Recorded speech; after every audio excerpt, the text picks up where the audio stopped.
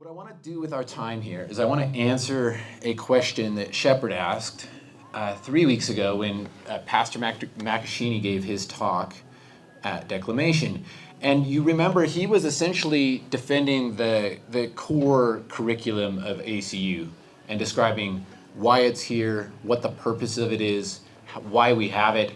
And there was a lot of questions afterwards. One of the questions was, why do we study Latin? I'm not here to answer that question.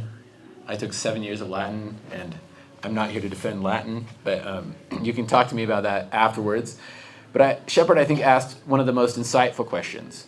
And that question was essentially something to the effect of, if we take all of this core curriculum, won't we find ourselves falling behind our colleagues who are speaking at, or who are working at other universities, say Mulungushi University or UNZA or these other schools? And so I want to answer that question with some depth because I think it requires some depth, and I hear different versions of that question all the time. So for instance, why do I have to take music when I'm interested in how plants grow? And what is the purpose there? Okay, so I'll give you a really quick outline. The question that we're going to be answering today, the purpose of an ACU degree, the purpose of an ACU degree in agriculture, but if you're in business, education, whatever you're in, this is actually applicable to you. Theology, whatever field you're in. And then I want to talk about how this purpose expresses itself. So how do we see the purpose in the courses that should be there? And before we get rolling too quickly, I want to set a scope to the discussion today. So if you are planning on asking questions afterwards, listen very carefully to this part, because there are some questions I will not answer if they're outside the scope of the discussion. I'm not trying to defend the philosophy of ACU. That's not what I'm here for. We can have that discussion another time. I want to work from that as an assumption, okay? So if you want to discuss the philosophy and debate that philosophy, I am very happy to do that, and maybe Mr. Banda will give us another disputatio for that. But that's outside the scope of what we're talking about today. Okay? And if you want to come debate it in my office, I'm very happy to also. Or if you want to just debate with me up here some other time, that would be wonderful. I'm also not commenting on the existing course curriculum in any of our programs. Okay? So I want to be very clear on that. There are certain courses we have in our course curriculum, and I'm not commenting on those. I'm making a normative argument, what I think should flow from the mission and vision of ACU. So that's very careful, okay? So don't say we have this course, why do we have this course necessarily? I don't want to be commenting on that specifically. One, because I don't think that's exactly my role at ACU. I think bring that up with your HODs. That would be the primary reason. Thirdly, I'm going to be comparing ACU to UNZA a lot. And I don't want this to reflect negatively on UNZA. I took from UNZA's website and from their curriculum simply to compare and contrast. I want you to remember I'm trained in essentially the same way that an UNZA agriculture student would be trained. That is my background. I'm very thankful for my education that I received there at Washington State University. You can look through the courses I took and the program of study I went through, and it's been a huge blessing in my life. So I want us to be very clear on that and not be talking down necessarily on other universities. I just want to be very clear about what is unique about ACU and how we implement that unique philosophy. Okay, so that's the scope. Let's not get outside of that scope in question and answer, because I know it will be very tempting to. Okay, so what was Shepard's question? Shepard's question goes something like this. He asked for agriculture specifically, but we've talked afterwards, and he said it really applies to any degree program. And it's like, he said something to this effect: will my friends in agriculture miss out on classes they should be taking in agriculture by taking the core courses at ACU? Essentially, I rephrase this, will this somehow make me fall behind where I should be in comparison to those that I compete with in the job market? So first, I want to say a few things about this question. Where did Shep go? He's there, right there. Very good. So I really appreciate this question. Actually, I really appreciate the fact that Shepard phrased it for his agriculture brother and sisters. we know Shepard's in theology, so for him it's maybe less of an issue in theology. And so I think this is good to be thinking out for our brothers and sisters, and how do the core courses affect them specifically? So I was happy with that. It's also a good question because it actually is a wisdom question, right? It's a question about how do we spend our time wisely, right? How do we spend our early 20s wisely? What is the best use of time in these years between, say, 18 and 24? I know we have some students that are older than that, but I think most of us, the majority, fall in those years.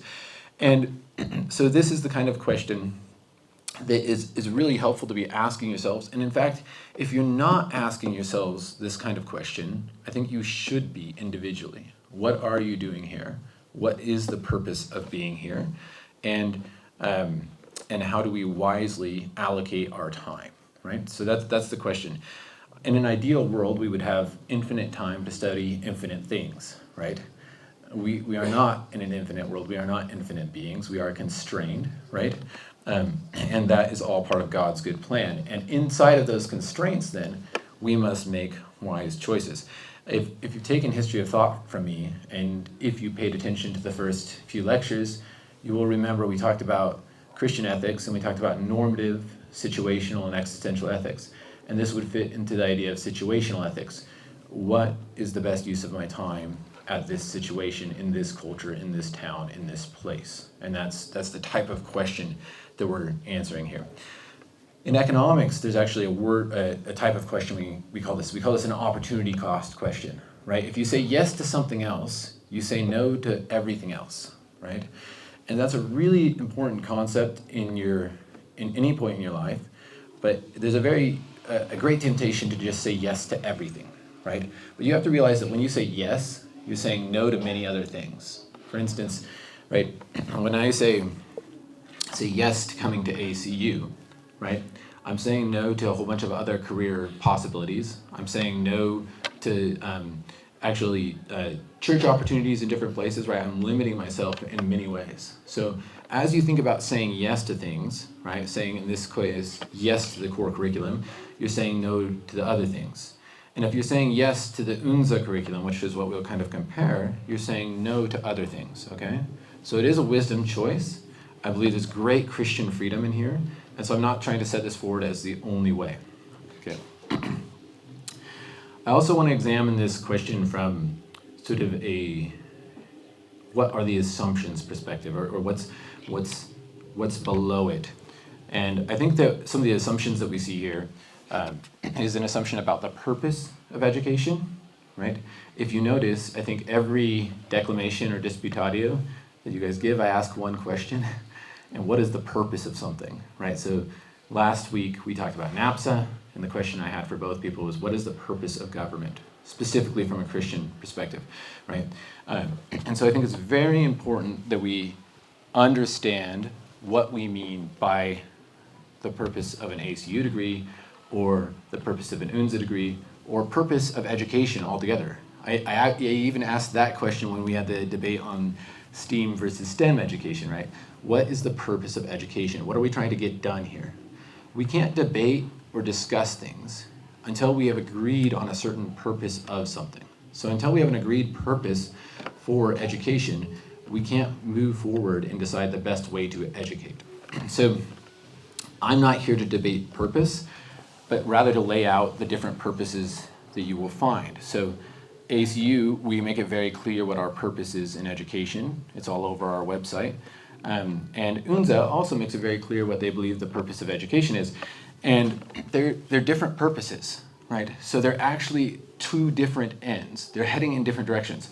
So that while there's an agriculture degree at UNZA, and there's an agriculture degree at ACU, the ultimate purpose, the ultimate goal of those degrees is actually different from each other, right? And so this is what I actually want us to sort of focus on for a minute, is what is the purpose? And so you can go find this. It's freely available on the web. And its UNZA's mission statement is to provide quality and relevant higher education, research, and innovation that shape the future of society. Great. So, and like I said, I'm not passing judgment on these. I don't necessarily have any issues with this purpose, but I want to clearly delineate the differences and purposes. Here's our mission statement, which at some point, if you listen to me talk enough, you'll end up with this thing memorized, I think. The mission of ACU is to educate students from the Christian worldview in the contemporary and historic body of truth through the classical liberal arts and sciences for all spheres of life and vocations by exercising students' discernment, discipling holistically, and equipping with practical skills. Okay, what I want us to zoom in and focus on here is not what Pastor McSheeney had us zoom in and focus on. He really talked about the Christian worldview, and that's not what I want to focus my mind on here. I want to focus on this idea of discipling holistically, and this idea of ACU education being for the whole of life, right? So not simply for the objectives of a career, but for you as a citizen of this nation, you as a churchgoer, you as a father, as a mother, as a brother, as a sister, as a husband, as a wife, right? These are all areas of life which we all operate in. And the idea of this education is that it would help us in all of those areas, right? Not simply in a career. And so that's the heart of the difference between the two. Let's look at core values. In this core values, once again, I love so many of these, so these are great, but I just want to delineate the difference for us, right? So in our core values here at UNZA, we have academic freedom, accountability, equity, excellence, green environment, innovation, and integrity, right? Now we could discuss the merits of those, but that's not what we're about today. And then we have our core values, which are up in the classrooms around here, right? So we have biblical worldview, authority of Scripture, reformed in theology, excellence in scholarship, faculty as mentors, whole life transformation, and relevant to Africa, right? So you guys see these all over the place, right? But I want to try and connect for you, how do these actually impact the coursework we require of you, right? Moving from them, right? And so you'll notice once again, and the thing that I want to zoom in again here, especially following Pastor McSheeney's talk, is I want to focus on this idea of faculty as a mentor, whole life transformation, right? Addressing the whole person, not simply addressing the technical knowledge or the specialty knowledge that person will have to use in their career, right? That's what we're going for. Okay, and then finally, and this is a statement that you guys might not see as much. It's on our website also, but I encourage you, poke around and read on the ACU website. Try and answer some of these questions for yourself. This is listed as a goal under what makes us unique, right? So when ACU was founded, there was a lot of thought put into, why do we need another university in Zambia? How many universities are there in Lusaka, by the way? Does anybody know? All right, none of us, we'll lose count really quickly if we start shouting out names, right? So what is distinct? What sets you apart? Why might somebody choose to come here over somewhere else, right? Why might somebody choose not to come here over somewhere else? And so one of the things you'll find on the website is this paragraph, which I really love. And it's the goal of ACU is to equip every student through a mentor cohort approach with the basic truths, knowledge, and abilities that allow learning and advancement of skills individually and in unity with others in any discipline of study, interdisciplinary application, or technical vocation. This prepares individuals to excel in the wholeness of life, right? So once again, what are we trying to do here? We are trying to develop people that excel in all areas of life. I think Kunda put this very, very nicely in an answer to a question the other day when he said, if you've achieved the highest level in agriculture, if you're a PhD and you're publishing all the papers, but you're not faithful to your wife, we will consider we have failed as an institution, right?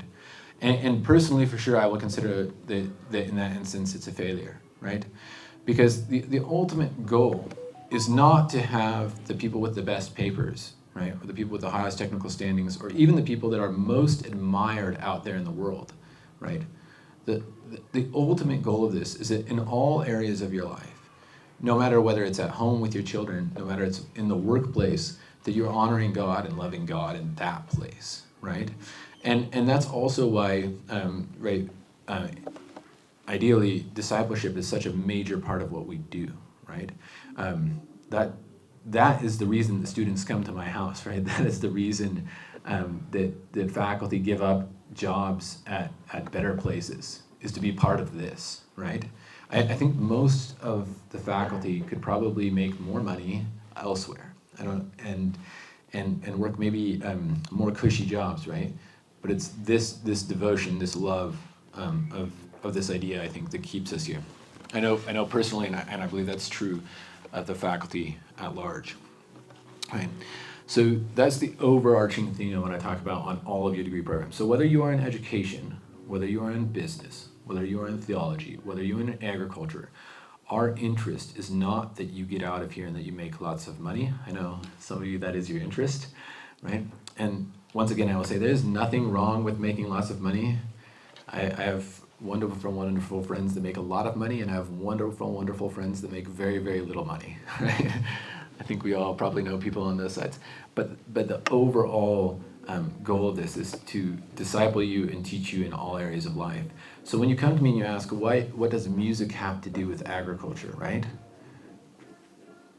Music is part of being human. It's part of the way God made us. In fact, there's a whole book of the Bible that is supposed to be set to music. What is the most appropriate way to set that to music in Chewa? That's not something that just the theology students should be thinking about. That's something that we should all be thinking about as Zambians who are going to church, right? How do you sing the Psalms in Chewa, right? What's the best way to sing a song that's an imprecatory psalm singing about destroying the wicked, right? Have you thought about that? How does that work in Bemba, right? That is the thing that all of us should be considering. And so you just came out of Mr. Tembo's class on literature, and I was telling one of the students, I was very, very close to getting my degree in literature instead of agriculture, if you don't know that about me. Took several papers in Shakespeare and the like. And right, that too, the reason we are doing that is we're trying to disciple you as a whole person, to understand that when you read something, you're not just reading that one thing. That author is part of an extended conversation that's gone on for thousands of years, right? Going all the way back to when we have our first writings. So all the way, I know they're not the first writings. I think the Epic of Gilgamesh is probably considered the first writing. But thinking about things like the Iliad and the Odyssey, right? The adventure stories you guys watch in movies, in many ways, are just reflections of those stories, right? And so what is the underlying story? And how do stories shape our lives? Right? That's the kind of thing that we want you to be thinking about. That's part of being a whole person, right? What kind of bedtime stories are you going to tell your children, right? What do you want them to be? That's the kind of thing we're aiming at in this education, right? I want to expand a little bit on the UNZA side of things, because I think it's a little less clear from the mission and core values, but I think I can make this argument because I come from that system, and because I've looked through some of their curriculum. The real overarching goal, and right, once again, I'm not trying to say this is a bad goal necessarily, it's a different goal, is to get a career, right? That is the goal of that education. It is to find a job, right? And that is the overarching theme of it. And there are moral values associated with it, like there was something about a green economy or a green world, right? That's a moral value that's associated with it. That I doubt you dive into the underpinnings of that moral view very much if you're at UNZA, but there are ethics, there are morals there. Okay, so one thing I want to pause and reflect on then also at this state is one of the core things that we are trying to develop you as a whole person here is the ability to assess the underlying core values of a system when you come into contact with it. So when you read through ACU's curriculum, or when you read through UNZA's curriculum, can you assess the worldview? Can you assess what's going on there and what philosophy that's coming from? That's one of the things we want every ACU student to be able to do at some level, right? When we talk about whether NAPSA should exist or not, right? Can we talk about the why? The why, right? Not passing judgment on whether it should or not. I'm just saying we need to be thinking that way. That's one of the reasons we have Dispute Audio, right? Is to develop your thinking in this way. Good. I want to move really quickly, and I think I have time for this. I wasn't sure I would, but I want to move really quickly into this idea of the career types, and specifically in agriculture, and sort of an argument specific to agriculture now, but applicable elsewhere. So one of the challenges you find in agriculture is that there's a vast array of career types. Right here, I've written a few of them down. So these are all types of careers you might find yourself in: primary production, agriculture support services, processing and manufacturing, marketing and trade, financial and business management, government policy, education and training, mechanization and technology, and nonprofit and development. And actually, the funny thing about the career that God's providence has led me through is there's quite a number of these I've actually worked in at some point in some degree of my life. And what I want you to think about is the breadth of these different job types that you might be required to do. And then the second is to look at the systems we have. So this is going to shift us to thinking about how do we shape our curriculum specifically in agriculture, okay? So these are just a few of the systems: field crop farming, horticulture, tree crops, fruit crops, specialty crops, agroforestry, beef, dairy, poultry, and aquaculture. At one point in my career, I have taught a student who's ended up in every single one of these systems, okay? At one point, either at my other university or here, one of you guys will go into one of these systems. But I think I've actually taught at my old university maybe everyone except for somebody going to aquaculture. Right? So there's a high degree of specialization in each of these, right? And so these things require that you drill down really, really deeply, right? But when you get a general degree in agriculture from ACU, how do we best equip you to enter any of these systems and any of these career types, right? And that's the difficulty of the question. So this is sort of a shift from all of life to all of agriculture. It's the way to think about this shift. And so what you find in a lot of systems, education systems, is we try and go right down to this level and provide classes in all of these different systems to some degree, right? And what you'll find if you look through the ACU principles and what we're trying to aim for is that an idea that's a little bit different. It says rather than taking a smattering of all of these different systems and different career types, what are the fundamental principles that undergird the whole system, right? So what is the principle that is true no matter if you're in aquaculture, no matter if you're in poultry, no matter if you're growing maize, right? And there are certain principles that underlie all of these. And there's certain epistemological approaches to learning and to knowledge that underlie all of them, right? And there's certain skills, mechanical skills, and by mechanical I'm speaking very broadly. I'm not speaking about fixing engines. I'm talking about anything you do with anything that moves, essentially. There's skills that underlie all of them, right? And so if you look at the ACU goals here, if we go, let's see, back a little bit to the goals. Let me just go here. You find this guiding principle here that says, the first sentence here, the goal of ACU is to equip every student through a mentor core approach with the basic truths, knowledge, and abilities that allow learning and advancement of skills. So there's this idea that we're not going to teach you about every system you might engage in. We're actually going to try and teach you about what principles and what knowledge techniques do you need for every single system that you might engage in, right? And so what this practically looks like then is from a principles approach, rather than focusing on courses, say, in aquaculture or agroforestry, both very interesting systems, we might choose to implement more courses in something like nutrient flow through the environment or energy flow through the environment, because that exists and is an underlying principle in absolutely every system, right? So that would be part of the sort of way you could modify the curriculum to match the ideas that are put forward in our mission and vision, right? And so the idea with this would be that when you come out of ACU, if you go into aquaculture, yes, you may not have had a course specifically in aquaculture, but you will be able to, because you understand the principles of the system, adapt very, very quickly to it. And I can tell you, when I first got out of my undergraduate degree, 2011, I was driving tractors that were powered with that had GPS and tractors that didn't have GPS. It was right at that point in time when some tractors were automated and some were not. the number of automated tractors in the US since then is probably multiplied by 100, maybe 1,000 times, right? Almost everything is going to be automated. So if you had taught for that specific point in time then, if that's what your focus had been as a university, you would actually be less relevant now than you were at graduation. Whereas if you'd focus on the principles underlying it, right, and maximizing the adaptability of your students will have done better by this point, right? So that's part of the sort of how we apply this in agriculture. So that's the principles. The next one is what I would call like sort of epistemic methods, right? So there are ways of knowing across different disciplines, right? Ways of studying, experimental design being one of those, statistics being one of those, observation, data analysis. These are across all disciplines of agriculture too, right? The basic techniques of how you create knowledge in agriculture remain the same no matter what system you are in, because the underlying principles of how God made the world to be discovered don't change no matter what system you're in.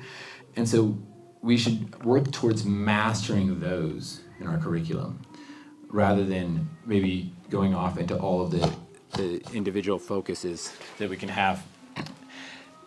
One of the things that I think is really important to say here is it is important for you to specialize at a point, right? And there should be allowed specialization. And that's what you guys saw 2 weeks ago, or 3 weeks ago, with the students defending their thesis, right? You can take me into any thesis defense, and these principles of knowledge acquisition hold true, right? If anybody was grilled on the experimental design, or if they were questioned on their statistical analysis, those principles held true no matter what system you are in or what type of job you're doing. So we want you guys to master those. Be so good at those, right? So that's sort of the idea. And then lastly, and this is unique to agriculture, I think, over education or business, is there's also a level of mechanical arts, which is just the ability to fix things with your hands. Don't be somebody that calls me to fix your car when you're one of my agriculture students. Figure out how to fix your own car, okay? Is what I'm saying there, right? There's certain levels of troubleshooting machinery, troubleshooting computers, troubleshooting irrigation systems. Those principles of troubleshooting a mechanical system stay the same basically across mechanical systems, right? So what we want you to be really good at is fixing those things, right?